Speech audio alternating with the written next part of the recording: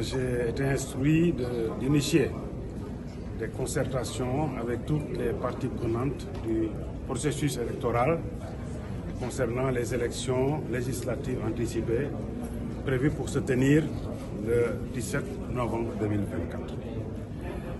Aujourd'hui, donc, dans le cadre de la mise en œuvre de ces concertations, nous avons accueilli ici 123 formations politiques, les principaux acteurs de la société civile et une quarantaine de journalistes, quarantaine de membres de la presse.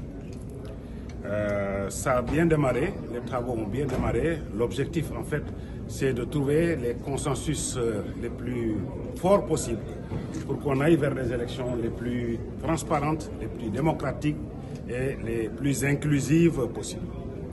Je regrette simplement qu'une partie de ATEL, c'est un cadre politique qui vient d'être mis en place récemment, une partie d'entre eux a préféré boycotter et partir après avoir tenté en vain de bloquer le processus. On ne peut pas aller à des discussions et présumer d'emblée de leur finalité, présumer d'emblée des changements à apporter. Comment on peut venir dire aux gens, écoutez, il y a des décrets et des arrêtés qui sont pris, vous les retirez d'abord, vous vous engagez à les retirer avant qu'on discute.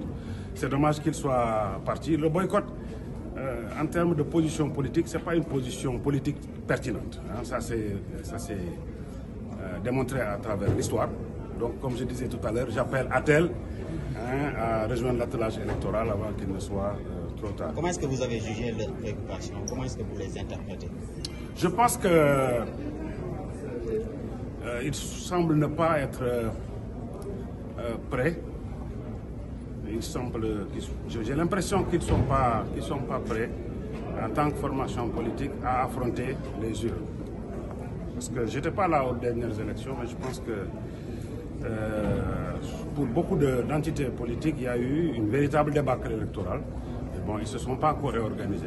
En tout cas, je les appelle à revenir à la table des discussions. C'est dommage, mais c'est un appel vraiment fraternel.